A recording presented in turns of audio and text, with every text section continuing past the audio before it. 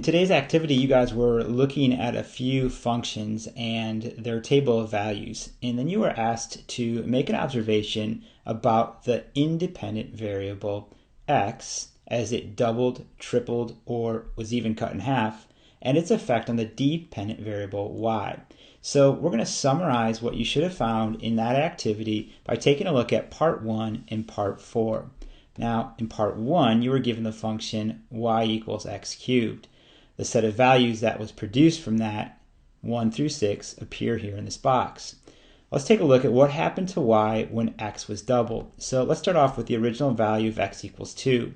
If we double 2, we're going to end up here at 4. Now, what happened to y is y went from 8 to 64. Now, we're going to summarize that by saying y gets larger, but by how much? Well, it actually got larger by the amount of 64 over 8, which reduces to 8, which is the same thing as 2 cubed. Now, take a look at this 2 cubed here. If I double something, I'm multiplying it by 2. Also keep a look at the function. The function is x cubed. So doubling something, multiplying it by 2, and the function is 2 cubed. Let's see if we can start to recognize a pattern. Now, what happens when x is tripled? So again, let's start with the value of 2. If I triple 2, I'm going to get 6. All right, so y starts off at 8, and it goes to 216. So obviously here, y gets larger again. Now, by how much? Well, by the value of 216 divided by 8, which, if you do that out, reduces to 27. Now, 27 is the same thing as 3 cubed. Again, think about this relationship. Tripling something means multiplying it by 3, and the function has the cube on it. So when we triple the x value, what happened to the y is the y increased by a factor of 3 cubed. All right, now let's check out what happens when x is divided by 2. All right, so if we're going to go backwards now from 2 to 1, what happens to our y value is that it goes from 8 to 1. All right, so in other words now, it gets smaller. So we're going to say that y gets smaller. And what's going to happen here is it's actually going to be divided by 2 cubed. So again, think about this. If it's divided by 2, it's cut in half, right? It's multiplied by 1/2. And therefore, our y value will also be multiplied by 1/2, but to the 3rd power. All right, now let's take a look and summarize part 4. We have a different function. Now we have y equals 1 over x cubed. So what happens to y when x is doubled? Again, it will start off now with the value of x equals 3. So when x is doubled, it's going to go to 6. And what happens to the y value? It's at 0.037, and it goes to 0.004. Now, we're going to say that y here gets smaller. So notice here as x is doubled, x is increasing, but y is getting smaller. By how much? Well, you might already be taking the guess that it's going to be getting smaller, or in other words, it's going to be divided by 2 to the 3rd power, which is the same thing as 8. All right, now what happens when x is tripled? So let's go ahead and plug in the value of 9 here.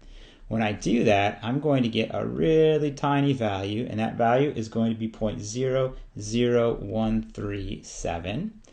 And therefore, y is going to get smaller when x is tripled, and it's going to get smaller by being divided by 3 to the 3rd power, or in other words, 27. All right, now let's check out when x is divided by 2. So when x is divided by 2, we're actually going to take a look here at 2 and divide that in half to get 1. We'll take a look at the y value, and you'll notice the y value goes from being 0.125 to being 1. So when x is divided by 2, we actually get a value here that gets larger.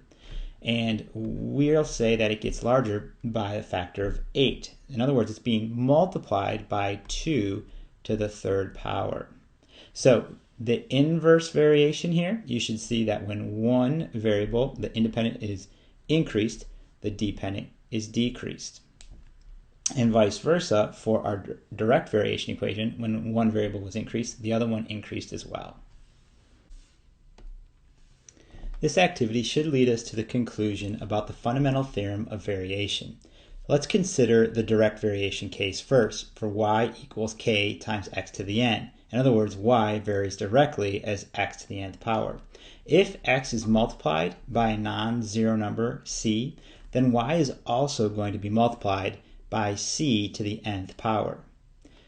And let's now take a look at the inverse variation. So in the case of y varying inversely as x to the nth power, if x is multiplied by a non-zero number c, then y is divided by c to the n. So if you remember back from section 1 of this chapter, our circles.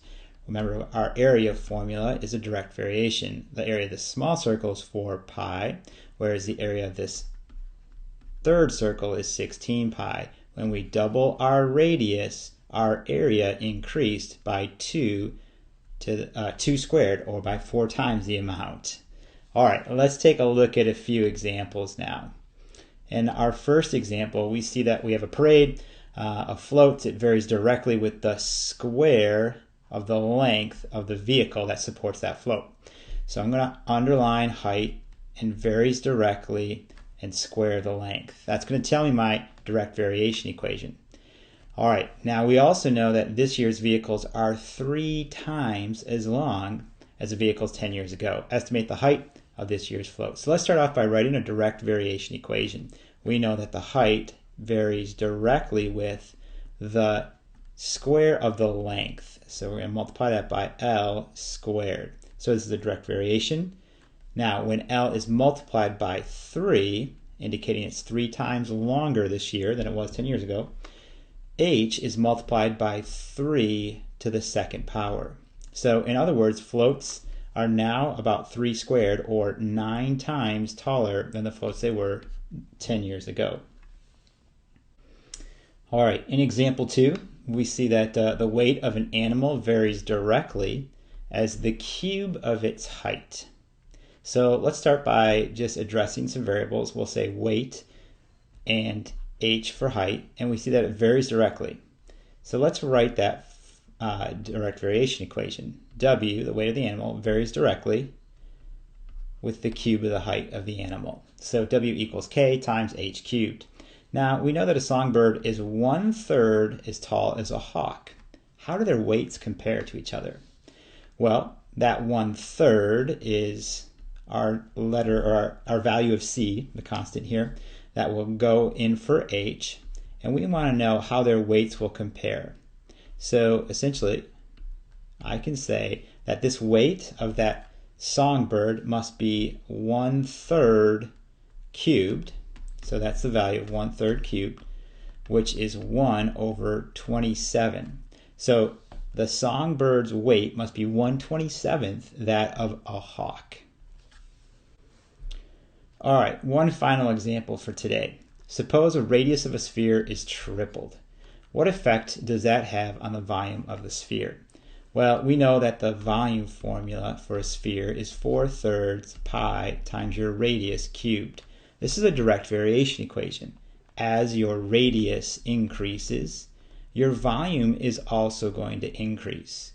Well, in this case, we're multiplying our radius by 3. So when we take our radius and multiply it by 3, we know that's going to directly translate into a volume being multiplied by 3 to the third power. Well, 3 to the third is 27, so our volume will be 27 times larger than the original volume of the original sphere.